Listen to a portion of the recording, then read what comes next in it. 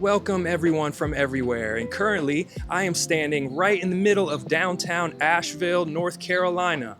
And although I am not from this city, I have lived here for the past 5 years, and I would love to show you what it's all about in the big 2026. So my goal for this video is to immerse you into Asheville, show you the east, west, north, south, the places a lot of tourists miss or never even know exist.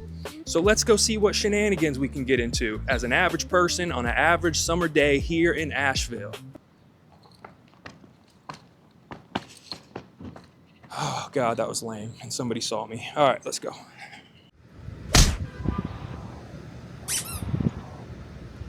So the main place most tourists are gonna see when they come here is where we are right now, downtown Asheville. This is where a lot of the popular hotels are.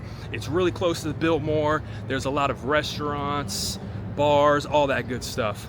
So I'm gonna spend just a little bit of time here to give you a good idea, because locals don't really spend too much time in downtown Asheville, but it's still a really cool place that I enjoy even after 5 years. So I'll show you a little bit of that.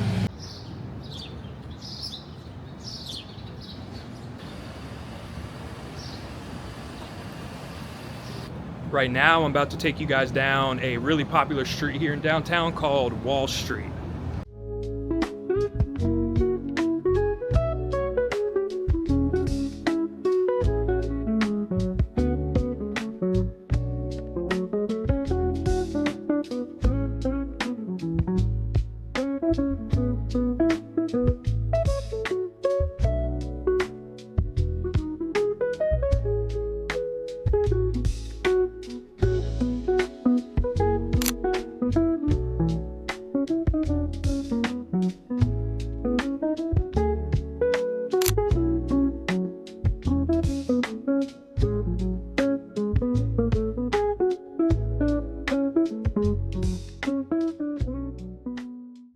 We are now getting into the east side of downtown, and it's only about 10 a.m.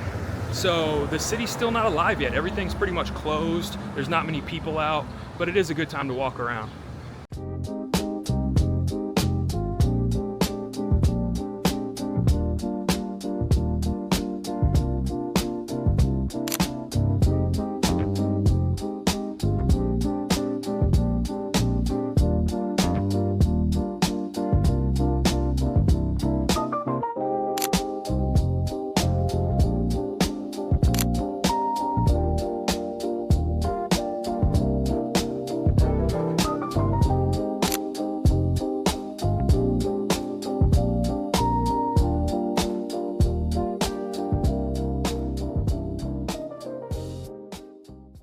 Now I'm heading to a place called Pax Square, and it's where a lot of performances are held, like just local performances, a lot of festivals. They do something on the third Friday, I think, of every month in the summer. It's probably gonna be pretty empty like most of downtown at the moment, but I'll show you what that looks like, and then I gotta find not only a bathroom, but definitely some coffee and food.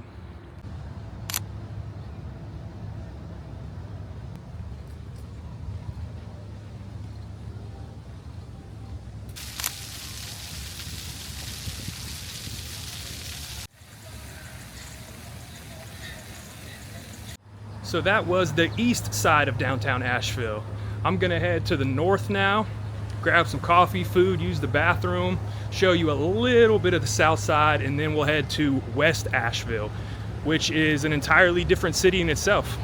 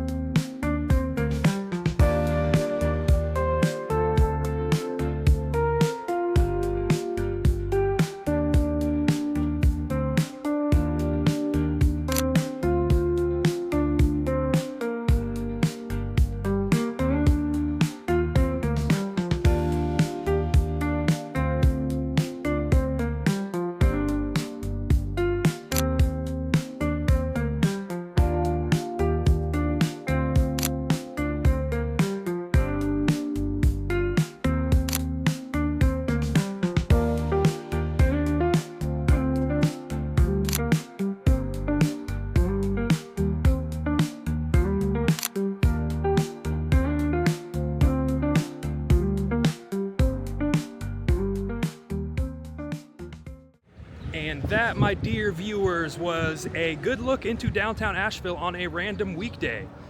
I got one mission accomplished, which is I wanted to get coffee. I did.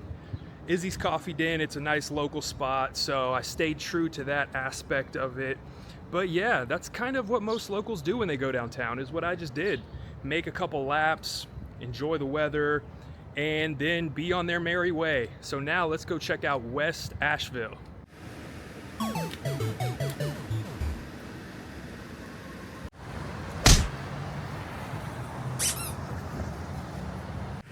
Ladies and gentlemen, we have made it to West Asheville, which is just like a very mini city to the west.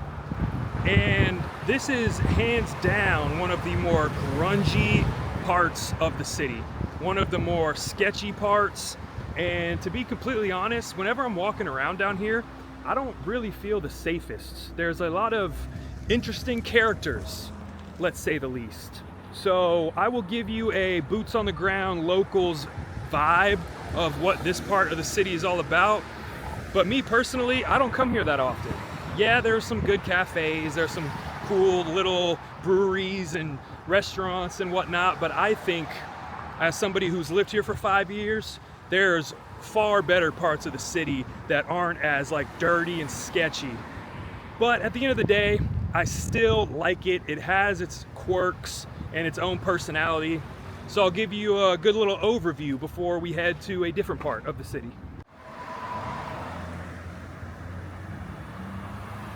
So the area I'm in right now is a prime example of why I don't really care too much for this side of town. I'll flip the camera around and show you, but there is just a lot of dilapidated, abandoned spots. This is a good example. I guess this used to be maybe a thriving gas station at some point in time, but now it just sits abandoned and probably some sketchy activity happens around here. But that's the reality. This is the places that tourists don't go, or that they just might pass through getting to a different destination. So a perfect example of why people call this worst Asheville and why it just doesn't really feel that nice to be here as a local or a tourist, I would imagine, is something that just happened shortly before I turned the camera off the last time.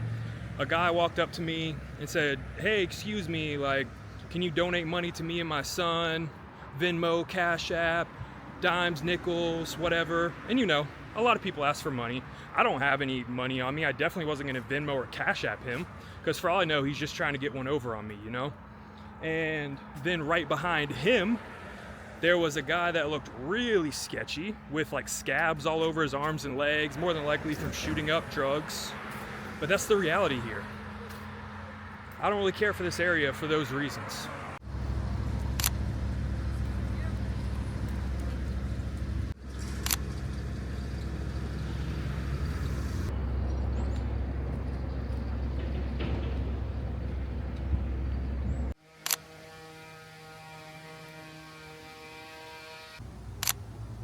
Yikes! You know, it really is a shame because this part of town has so much potential. It's only like 5 minutes away from main downtown Asheville where I just was. But yeah, it feels unsafe. And honestly, I don't care to be here anymore. There's really nothing going on. Unless you just care about, you know, getting drunk at a local watering hole or something like that. Yeah, it's just run down, and it's a shame because, you know, you see families that are probably tourists walking down the street and they're getting harassed for money. You see people passed out on the street from drugs, and that is pretty much just West Asheville in a nutshell. And of course, it's not all bad. There are some redeeming qualities of West Asheville. You know, if you can look past the grungy, dirty side of it, there are some really good coffee shops that I have frequented a lot. There's a really good donut place called Whole Donuts, which I would have taken you guys to, but it's closed on Tuesdays. But other than that, I mean, you kind of saw what it's all about. It's one street, which is Patton Avenue. That's where all the action happens. I guess you could say it's like 2 miles long. But now we will head to a slightly nicer part of the city, which is the North End.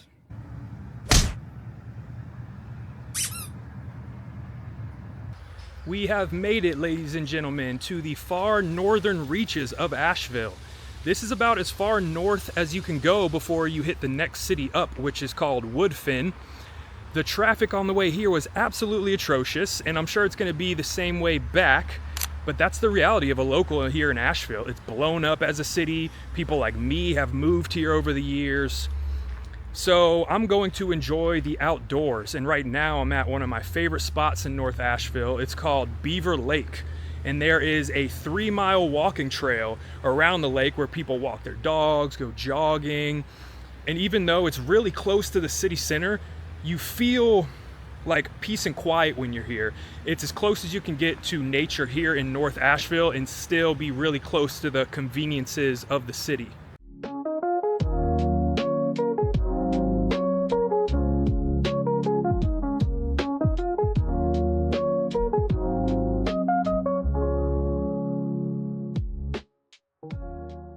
I chose this spot in particular, Beaver Lake, because this is definitely not a place tourists see. This isn't even a place you'd really see passing through. It's probably like 5 to 6 miles off the interstate by downtown Asheville, but it's just an awesome place. I mean, as you can see, it's really cloudy right now. It's not like the perfect sunny day, but that just feeds into the aesthetic of living here as a local. It's not always going to be sunny and perfect weather. You know, a lot of people only see Asheville in the fall or the spring, but this is just a normal day where the trail is surprisingly empty.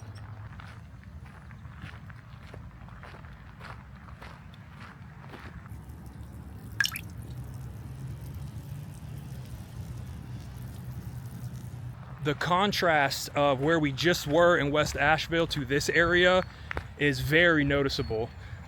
All of the surrounding neighborhoods around this lake are just filled with mansions, beautiful homes, private communities, golf course communities, and we're only about 10 minutes up the street. So that goes to show that there is a vast difference in where you live in the city and how you experience it.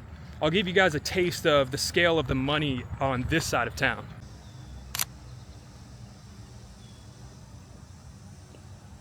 And there is plenty more houses just like that around here. And it's a great area if you can afford it.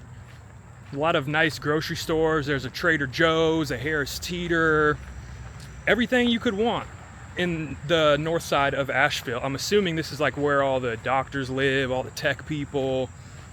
And yeah, I mean, if you live around this area, I'm sure you think very highly of the city because you're kind of confined, incubated in this bubble of richness.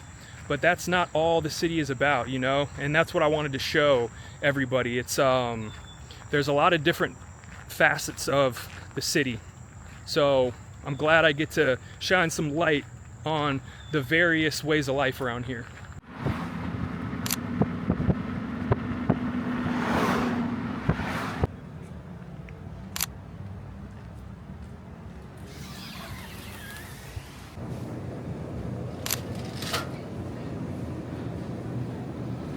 Well, folks, we have made it to a place that tourists definitely never go to when they visit Asheville, and that is Riverside Cemetery.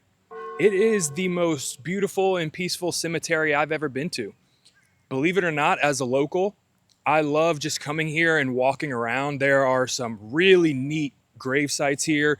They go all the way back to the 1800s, and there's, I would probably say, over 500. I would say easily over 500. And there's also some kind of famous people who are laid to rest here.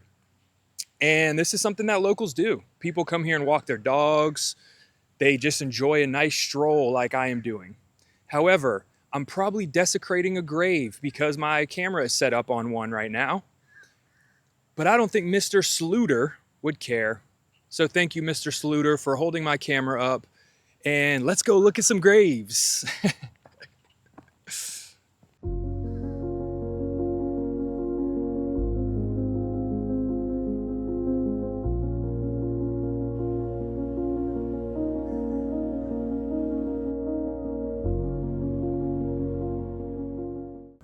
So if you see here, this is a marker pointing to the gravesite of Thomas Wolfe, who, if you didn't know, was a famous American novelist, and he was actually born right here in Asheville in 1900.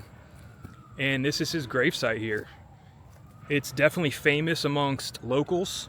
People come here and they leave books, they leave pencils to commemorate him and his writing. And some of his family is buried around here too. W.O. Wolf. So this is a cool spot, one of many here in the Riverside Cemetery. Also, what you will see around the cemetery is a lot of familiar names as an Asheville local. For instance, one of the parks I showed you, one of the parks I walked through in downtown Asheville, it's called Pritchard Park. And if you look over here, flip the camera around, this is a gravesite that says Pritchard. So I can only assume that Pritchard Park is named after that person right there.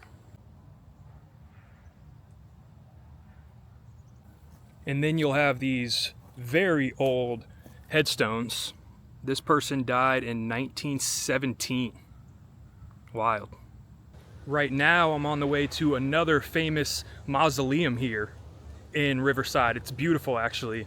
It's the site of Karl von Ruck, and he actually invented a vaccine for tuberculosis, and he died here in Asheville. This is what that looks like here.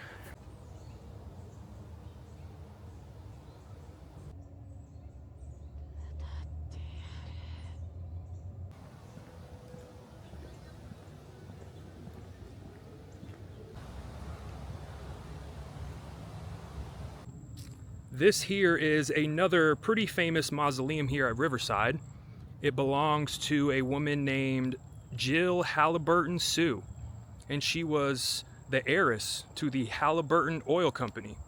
So very prominent figure, a philanthropist, and her cause of death was 25 stab wounds by a guy who broke into her home and murdered her. So pretty sad story. If you're into history or just like strolling a beautiful cemetery, I would definitely recommend coming here if you ever visit the Asheville area. But in the meantime, let's go see more of North Asheville, and then I'm gonna head to the east side of town where a lot of the damage from Hurricane Helene is still very visible. So let's go check all that out. The street I am on right now is called Montford Avenue, and it's definitely the most well-traveled and popular street here in North Asheville. There is a lot of beautiful old historic homes here that have been renovated, and there's a nice breakfast spot here that is always crazy busy and has a line out the door. So this is a nice spot where locals come and take a walk. It's peaceful, it's quiet, minus loud trucks going by, but it's nice. And I'm just strolling down the street here, enjoying the weather, and this is definitely a local's experience.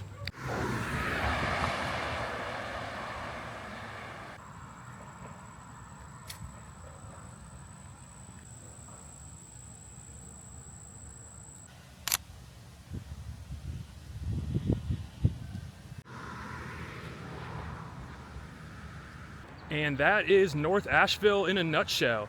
You have Merriman Avenue, where the Whole Foods is, Harris Teeter, Trader Joe's, all those chain fast food restaurants, Chick-fil-A, all that. You have the nice nature area, which was Beaver Lake. And then you have Montford Avenue, which is just a nice strolling street with a park at the end of it, tennis courts, basketball courts, all that good stuff. But now on to East Asheville. We have arrived in East Asheville. As a local, there's really not much that goes on at this part of town. It's mainly residential. There's some fast food restaurants, just all that type of stuff. But the main reason I wanted to show you guys this region of the city is because it was heavily damaged by Hurricane Helene 2 years ago, just about in September of 2024. And a lot of it is still very visible So I'm going to give you a brief tour of some of the hurricane damage that might never be fixed or repaired from what it did. And all of western North Carolina got torn to shreds, flooded like crazy, as I'm sure a lot of you saw. But this is what some of it still looks like. So this bridge that I'm on right now, before the hurricane, was completely functional. It led to the other side of the street, as most bridges do. But now you can see that there's just weeds that have taken over. This bridge is completely closed off. It hasn't been open or operational since September of 2024. And if you look up there, you can see pretty decent landslide damage where that side of the mountain just completely collapsed. And this bridge is just abandoned at this point. And you can see right here that this river, the Swannanoa River, this is what it usually looks like. It's usually pretty calm, chill, but you could see that it just absolutely ripped through the side and carved out all of this. This never used to look like this prior to 2024. And if you see over there, that entire road collapsed. And now you see the exposed pipes. But that is how big the water got. It went from this to all the way even to up here. It was all the way up here. So that is a pretty major difference. It's definitely post-apocalyptic vibes being on this bridge. Nature has taken over. The weeds are sprouting. And it's just a reminder that's here. They haven't torn it down. But I'm going to show you over the edge where it just completely collapsed from the floodwaters. So you can see right over there is where the bridge used to connect to the other side. And the flooding was so extreme that it was all the way up to here. And we can't even see the water yet. And it just goes to show you how extreme the pressure was. And it just absolutely tore this entire bridge out. And this is the edge right here. Clean sweep, tore it down, and now this is what remains.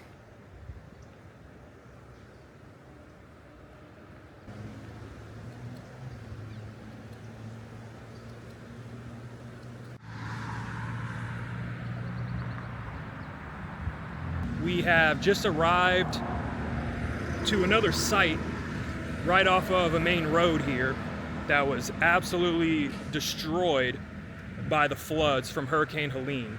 And keep in mind, that was almost 2 years ago at this point. And there's still places that look like this.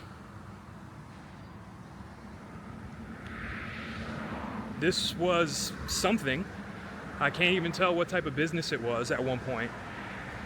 But these are all remnants of whatever was going on. It looks like it was a car mechanic shop, and the floodwaters came through here and bent this metal pole. I mean, that just gives you an idea of the force that was coming through here with the floodwaters. And it's kind of just been forgotten about. So 2 years later, this is what it looks like, folks.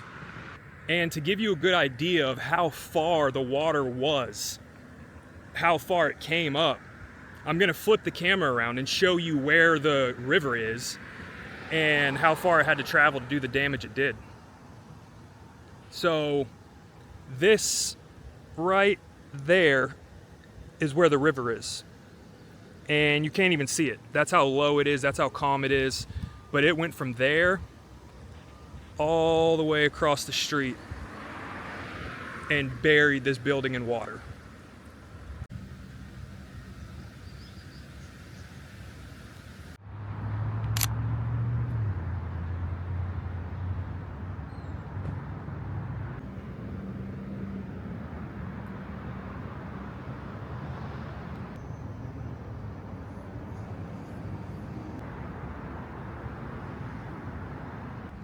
And yet another area that was once a strip mall a mattress store, and a couple other things. Just completely destroyed by the waters that came from way over there. And now it's just sitting abandoned. And I doubt anything will happen with it. Weeds are growing, nature's taken back over. And it's just, for locals, something we live with. This is a very busy road, a very busy intersection that was also completely destroyed by the storm. It was closed for like 6 to 8 months or something crazy like that. But so many people that live here drive by, and it just becomes normal at this point, you know? We see it and we're like, oh yeah, that was that place that got destroyed in the flood, like so many other places. But now I want to take you to a place called Biltmore Village, which used to be very thriving. I would go there all the time, and tourists would go there all the time. That was also completely buried and flooded. There was a lot of famous shots on the news of Biltmore Village just being totally underwater. All you could see was the roofs of these buildings. But I've heard it's on the come up now, and they're remodeling it and places are starting to open. I haven't been there in months, so I'm gonna take you guys there. Let's check it out.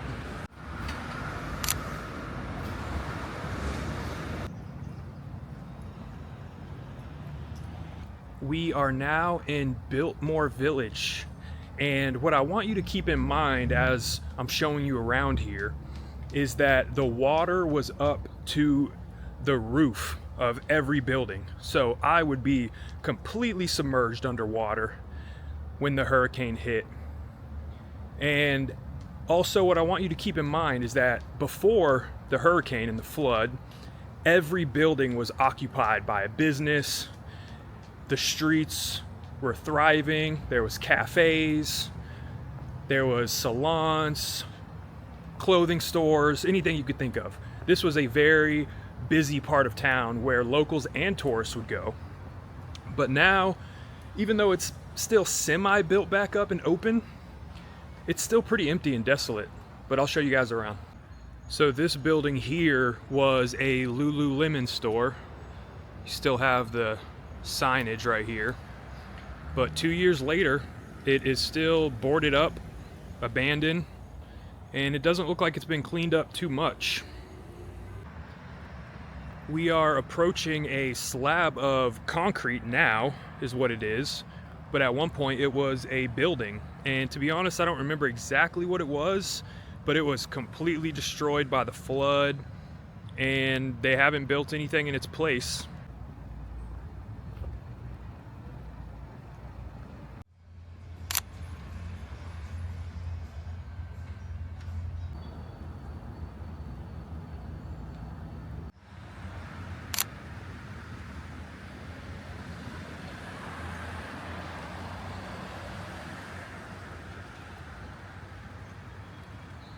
I'm under this balcony here seeking shelter from the rain that came in. But yeah, I have not been to Biltmore Village actually since the storm, which was about 2 years ago. But this used to be the spot. I would get excited to come here. Like, yeah, let's go get brunch, let's go get a coffee, walk around, do some shopping. But now I don't even think about it. I'm coming here for the video, but it just goes to show you that I would come here maybe once every couple weeks. And now I haven't been here in almost 2 years because, like, I'm sure most locals feel the same way as me, is like when you hear it, you're just like, oh yeah, there's nothing to do there anymore. You know, it got wrecked by the flood and it is what it is. Maybe in another 2 years they'll be back. But yeah, it's just kind of sad because it used to be a thriving place, and it's a really nice area too. Well, it was. It's right across the street from the entrance to the Biltmore estate. So very touristy still to this day, but now this section is kind of forgotten about.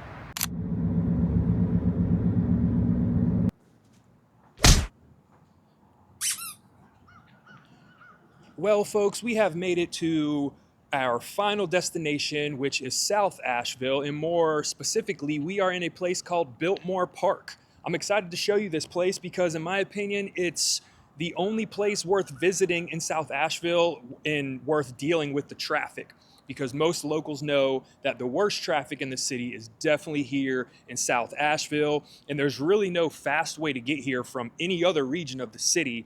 But this place is nice, So I'll show you around. I mean, don't get me wrong, there are some great restaurants in South Asheville. It also has some of the nicest neighborhoods. I mean, there's multiple neighborhoods with multi-million-dollar homes. So it's known for being the place where all the money is as well. And the airport is here, so that's important.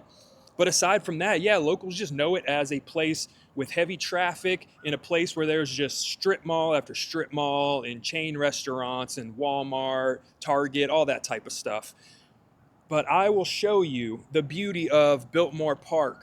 And then after that, I will bid you farewell. And I hope you have enjoyed this tour of Asheville. But let's go check out Biltmore Park.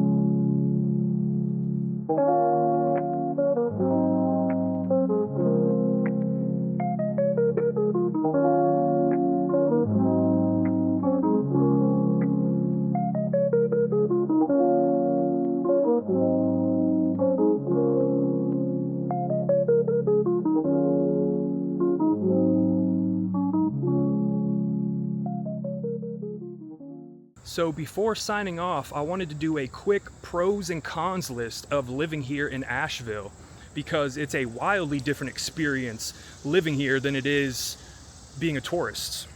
So I'm going to start with the cons. The first con I would have to say is the housing market, because it is crazy expensive to live here. I mean, the homes here are just so out of reach for the average person.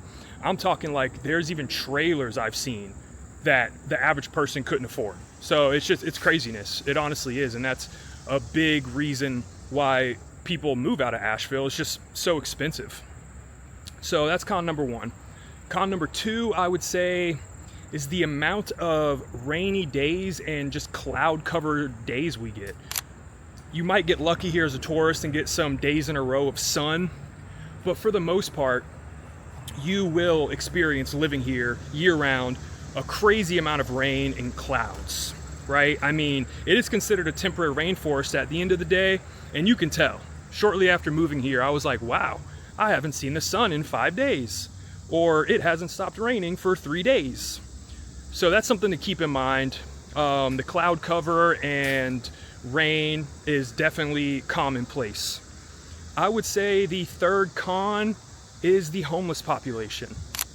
And I know for some reason that's like a controversial thing to say.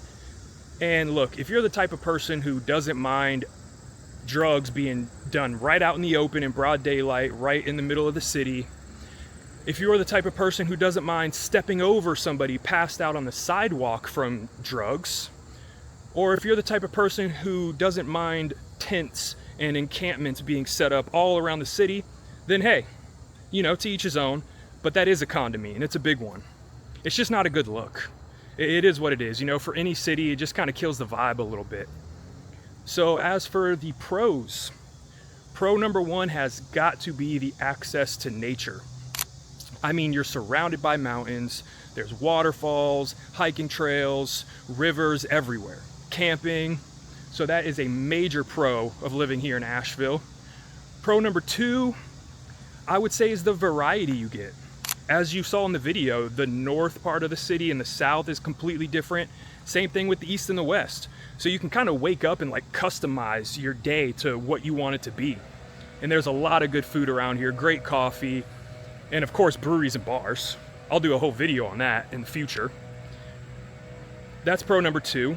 Pro number three is going to be all 4 seasons. And I know I mentioned the rain and clouds, but in the fall, it's just beautiful, I mean, it's hyped up for a reason. People come here from all over the country and world to see the fall colors, the foliage every year.